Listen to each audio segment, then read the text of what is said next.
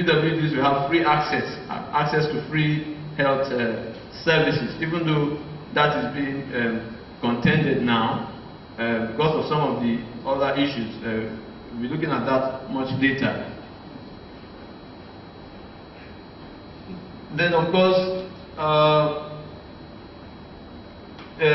lack of free mobility, that lack of access to mobility or transportation. Even when you have the financial empowerment or the economic empowerment, you know, to afford health services or other social services, when you are demobilized, when you cannot move around freely, when the transport system discriminates against you or is inaccessible, then of course you can't go there. And that's why a lot of our people lose their lives or even acquire further disabilities, because when they are sick, because persons with disabilities do fall sick, they get malaria, they are affected by malaria, tuberculosis, and so on. So when they fall ill and they are not mobilized, they are not mobile, they can't move, it means the situation aggravates and can also lead to death. Well, we talk about lack of inclusive houses, where you don't have accommodation, decent accommodation. During the beginning of our Power Partnership and Exchange program, one of the key activities we did was to visit some rural communities. And I remember the horror, you know, the terrible experience it was like doing some kind of hurdle. You know how you do a race, a 100 meters hurdle, and I have to be scaling hurdles, you know, one rock to the other to access a palace. You know, imagine if a person with disability, particularly a person on a wheelchair, were to live in that community. You understand? So I'm trying to make I'm trying to speak to my paper. I don't just want to read out the essay to you. I'm just trying to paint scenarios here. So, when we don't have accessible environment, including housing, disabilities aggravate and you're further limited. These are issues that take away 50% of our capacities or capabilities in every sphere of life. Then, of course, you are not also included in the policy making process. People just sit somewhere and draft policies on your behalf without asking you, how do you feel about this? How does it affect you? You have situations where people who are hearing impaired need the services of sign language interpreters, and the wrong persons are recommended. You know, you should ask those who will benefit from the service. Who do you think can do this to your understanding? You know, involve the beneficiaries in the process. Ask them. And it's not just about the academics.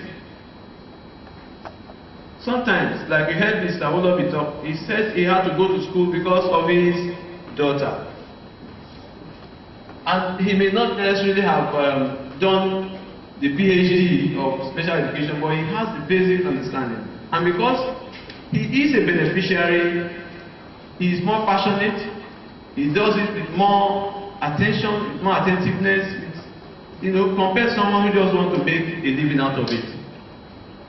We have been living witnesses. I passed through a special school, Special School for the Blind. We know how some of the staff, particularly the non-teaching staff, are very good. My teacher is here, Mrs. Koya is here. Please, can you give her a good round of applause? And I can speak this Queen's English because she taught me. So thank you very much. Okay.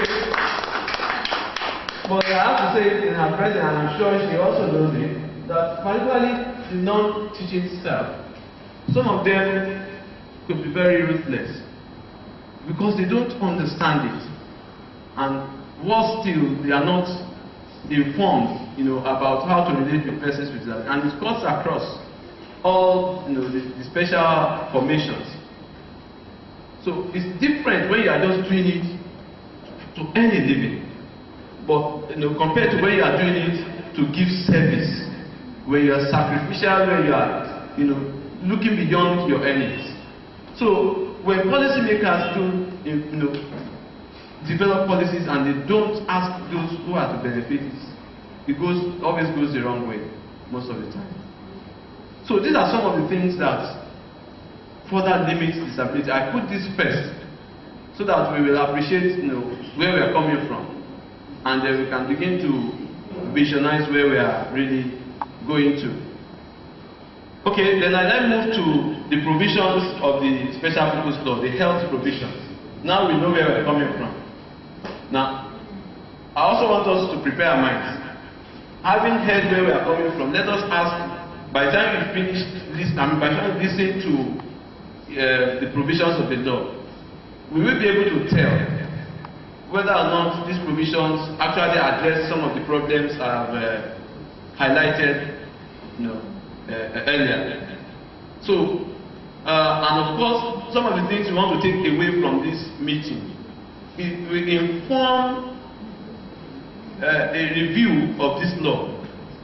Fortunately, 2 days ago we were at a meeting with the Honorable Commissioner, also under this Power Partnership program. Susan was there, Treasureland was there, DPAI was there, and we were very privileged to meet with the Honorable Commissioner, the Permanent Secretary, and some other members of the ministry. And there are issues about some of the provisions of the law.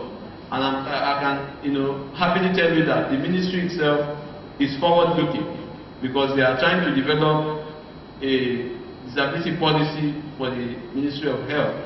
And just to address the last problem I talked about, which is not asking for including people with disabilities, they have said that they want our input into that document.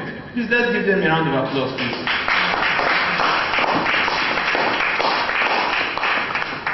So whatever we are able to put forward here in our report will serve as input into that document. So it's an opportunity we have here in our hands. So we must make good use of it. So back to the law now. The first provision here says that government must, and they use the word must,